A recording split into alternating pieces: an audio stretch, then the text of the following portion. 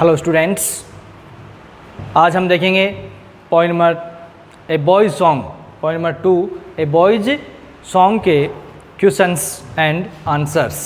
इसमें question first आप देखेंगे, question first why do all the birds belong to the poet? Why do all the birds belong to the poet? Question first, why do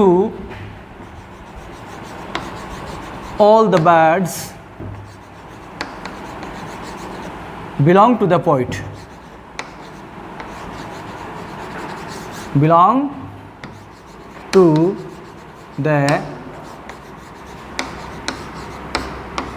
poet. Why do all the birds belong to the poet? सभी पक्षी कवि से क्यों संबंधित हैं? प्रश्न जिस tense में पूछा जाता है उसका उत्तर उसी टेंस में दिया जाता है। टेंस की पहचान कैसे करते हैं? हेल्पिंग वर्ब को देख करके टेंस का पता लगाते हैं। यहाँ पर वाई डब्ल्यू एच वर्ड, सबसे पहले पर्सन पर टेक करते हैं कि पर्सन पूछा क्या गया है, उस पर देखते हैं अपन। Why W H word, do helping verb, all the birds, ये आ गए यहाँ पर सब्जेक्ट। बिलोंग, ये आ गई आपकी बिलोंग टू, संबंधित होना, टू द पोइट, कवि से। सारे पक्षी, सभी पक्षी कवि से क्यों संबंधित हैं? सारे पक्षी कवि से क्यों संबंधित हैं? Belong to, related to. Why do all the birds belong to the poet? कवि डब्ल्यू डब्ल्यू गिब्सन। कौन है कवि इसका? W W Gibson. Why do all the birds belong to the poet? सभी पक्षी कवि से क्यों संबंधित हैं या क्यों रिलेटेड हैं? तो इसका आप आंसर देखेंगे। इसका आंसर क्या कहता है कवि इसमें? All the birds belong to the poet. All the birds, all the birds, ये सब्जेक्ट प्लूरल हो गया तो वर्ब भी प्लूरल होना चाहिए। All the birds belong to the poet. All the birds, सभी पक्षी, बिलोंग टू, संबंधित हैं, पोइट, कवि से। Because he does not spread snare,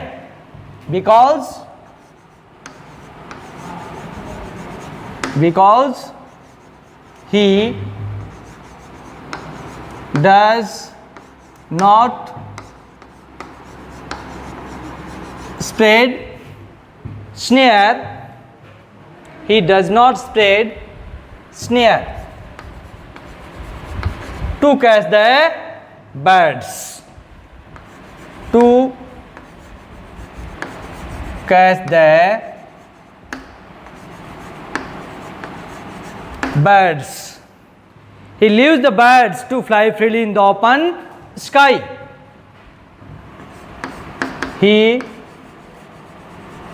leaves the birds. He leaves the birds to fly freely in the open sky. In the open sky, वह पक्षियों को खुले आकाश में स्वतंत्र रूप से उड़ने देता है। He feels joy seeing the birds. He feels joy seeing the birds freely in the open sky. Freely in the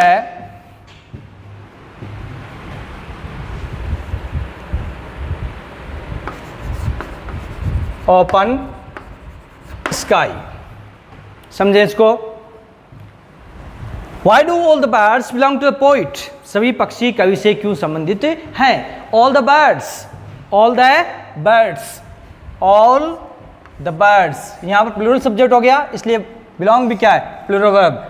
if subject is singular the verb must be singular, if subject is plural the verb must be plural. यदि कर्ता एक वचन है तो क्रिया भी एक वचन होगी, और यदि कर्ता बहुवचन है तो क्रिया भी बहुवचन होगी। यहाँ पर प्लूरल सब्जेक्ट है ऑल द बर्ड्स, सभी पक्षी, belong to the poet, belong to the poet, कवि से संबंधित हैं। बिकॉज, क्योंकि, ही वह है, या ही कौन है, पोइट है। ही डज नॉट, ये ही सिंगुलर सब्जेक्ट है, इसलिए यहाँ पर डज, यहाँ पर ये डू क्यों है, क्योंकि ऑल द बर्ड्स, ये all the birds plural subject हो गया, बहुवचन कर्ता के साथ बहुवचन क्रिया और एक वचन कर्ता के साथ एक वचन।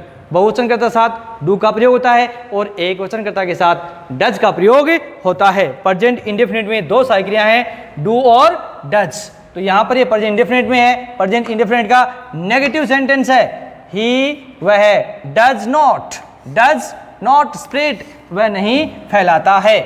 ही वह, सब्जेक्ट यहाँ ही है, कर्ता कौन है, पोइट है, डज सहायक क्रिया, नॉट नेगेटिव हो गया सेंटेंस, स्प्रेड फैलाना, क्रिया है यहाँ पर स्नेयर जाल, स्नेयर जाल, टू कैच पकड़ने के लिए, द बर्ड्स पक्षियों को। All the birds belong to the poet because he does not spread snare to catch the birds. सभी पक्षी कवि से संबंधित है क्योंकि वह पक्षियों को पकड़ने के लिए जाल नहीं फैलाता है। He leaves, he वह leaves छोड़ देता है, the birds पक्षियों को, to fly उड़ने के लिए, freely स्वतंत्र रूप से, in the open sky खुले आकाश में, खुले आकाश में स्वतंत्र रूप से विचरण करने के लिए, उड़ने के लिए पक्षियों को छोड़ देता है। ही फील्स, ही यहाँ पर सिंगुलर सब्जेक्ट है, इसलिए यहाँ पर फील्स, करता एक वचन तो क्रिया भी क्या हो गई, एक वचन। वह क्रिया जिसके अंत में एच, ई एस और आई ई एस का प्रयोग होता है एक वचन क्रिया कहलाती है। यदि करता एक वचन तो क्रिया भी एक वचन होगी। तो ही फील्स जॉय, वह प्रसन्नता महसूस करता है, आनंद महसूस करता है, सीइंग देख करके, देख करके। यहाँ पर प्रेजेंट पार्टिसिपल है, ING form, ING form present participle कहते हैं आईएनजी फॉर्म को, और आईएनजी फॉर्म को हम जिरंड भी कहते हैं। जिरंड में क्रिया के अंत में आता है ना, ने, नी, और पार्टिसिपल में क्रिया के अंत में आता है कर, करके, हुआ, हुए। तो ये इसमें डिफरेंस देखो, ही फील्स जो सीइंग द बर्ड्स, पक्षियों को देख करके वह प्रसन्नता महसूस करता है, फ्रीली स्वतंत्र रूप से, in the open sky, in the open sky, he feels joy seeing the birds freely in the open sky, वह खुले आकाश में पक्षियों को देख करके प्रसन्नता महसूस करता है। तो ये क्वेश्चन नंबर फर्स्ट है इसमें, why do all the birds belong to the poet, सभी पक्षी कवि से क्यों संबंधित हैं। तो सभी पक्षी कवि से संबंधित हैं क्योंकि कवि है पक्षियों को पकड़ने के लिए जाल नहीं फैलाता, वो उनको स्वतंत्र रूप से खुले आकाश में उड़ने देता है, वो पक्षियों को देख करके प्रसन्नता महसूस करता है। Next question number 2, why are the birds able to come and go for the poet's joy. Question number 2, why are the birds, why are the birds able to come and go, able to come and go for the poet's joy, for the poet's joy। Very important question, अच्छी तरह समझें। ये present में है, are आ गई यहाँ पर सहायक क्रिया, प्रेजेंट सिंपल हो गया। वाई क्यों, आर है, द बर्ड्स पक्षी, एबल योग्य, एबल का मतलब योग्य होना, टू कम एंड गो आने और जाने में, फॉर द पोइट्स जॉय, यहाँ एपोस्ट्रेफ है, पोइट के ऊपर यहाँ पर ये कोमा लगी हुई है, एपोस्ट्रेफ का के की संबंध बताने के लिए एपोस्ट्रेफ के रूप में यहाँ पर यूज किया गया है। Why are the birds able to come and go for the poet's joy? पक्षी कवि की प्रसन्नता के लिए आने और जाने में योग्य क्यों हैं? तो आंसर इसका देखेंगे, the birds are able to come and go for the poet's joy. हम पर्सन, ये इंट्रोगेटिव सेंटेंस है, इंट्रोगेटिव सेंटेंस को हम असर्टिव सेंटेंस में बदलेंगे। किसमें बदलेंगे? असर्टिव सेंटेंस में, साधारण वाक्य में। तो यहां पर इसका हम सब्जेक्ट देखेंगे, द बर्ड्स, ये हो गया सब्जेक्ट, आर हेल्पिंग वर्ब होगी, able to come and go for the poet's joy, इतना आ जाएगा। और उसके बाद बिकॉज से कनेक्ट हो जाएगा, जुड़ जाएगा। तो किस प्रकार से बनता है? The birds are able to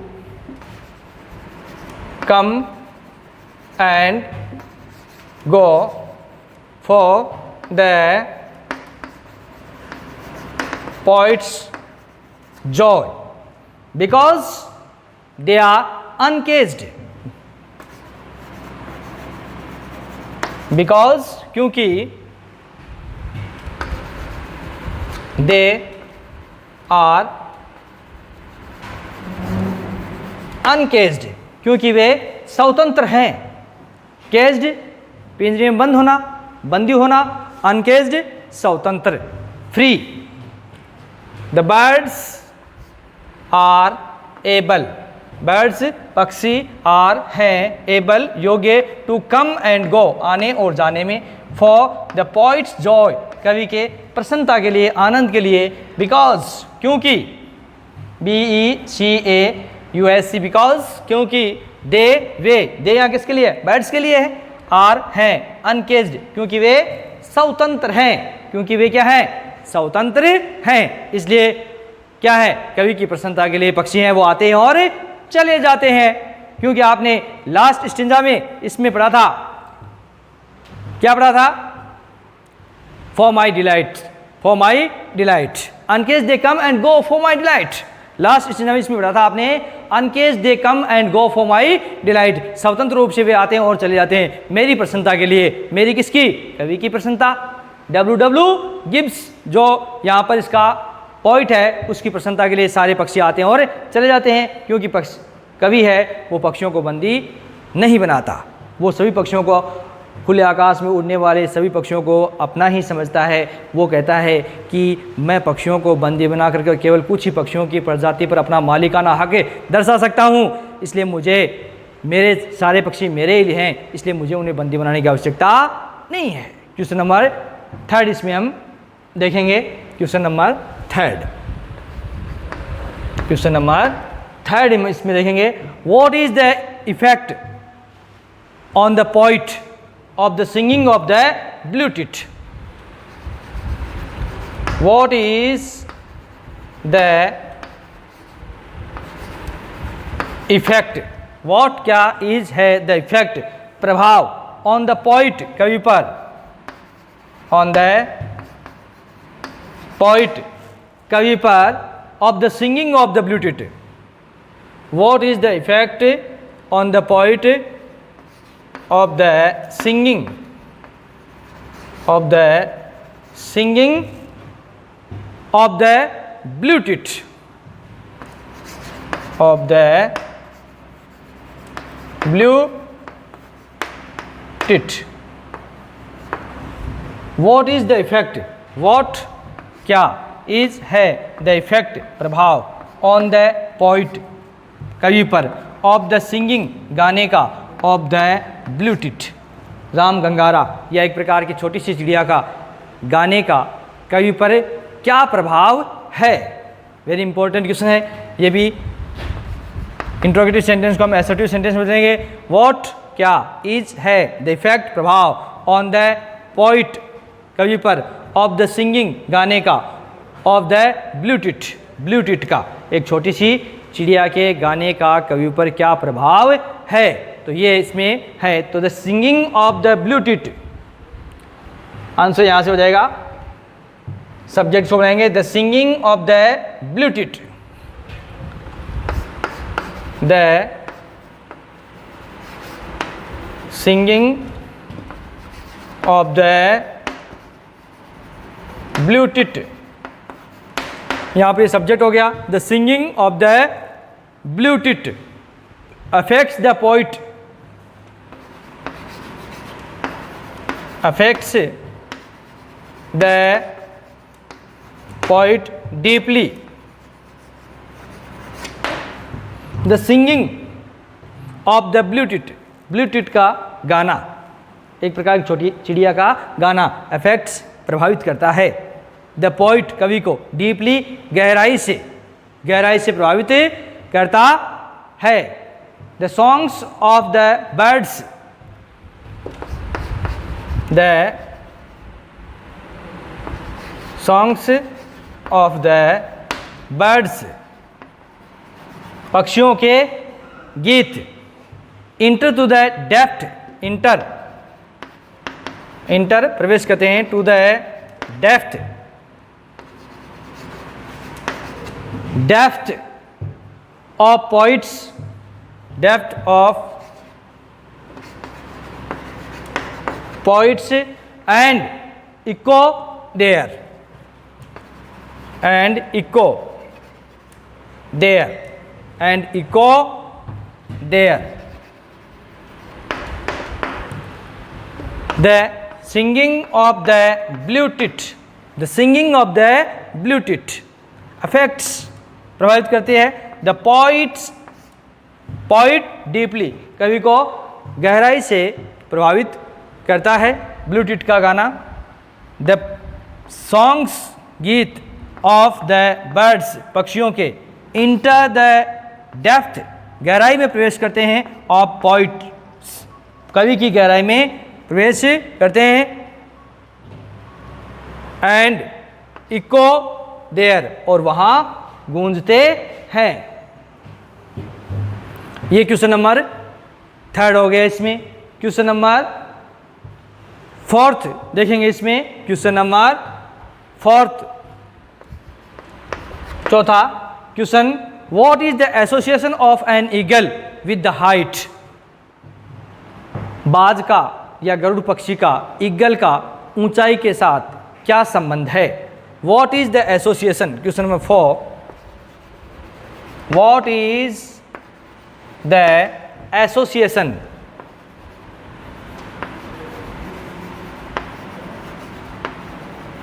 what is the association of an eagle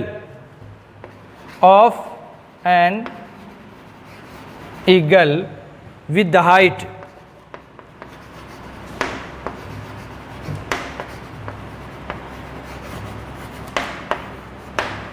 What क्या is है the association of, संबंध of an ईगल, एक बाज का या गरुड़ पक्षी का, विद द हाइट, ऊंचाई के साथ। What is the association of an eagle with the height, तो आपको पता है कि ईगल है वो ऊंचाई का प्रतीक है। अपनी अत्यधिक ऊंचाई पर उड़ने के लिए ईगल क्या है, फेमस है, प्रसिद्ध है। तो इसका आंसर हम देखेंगे किस प्रकार से इसका आंसर है, हम देखेंगे। The eagle is famous for its high flight. The eagle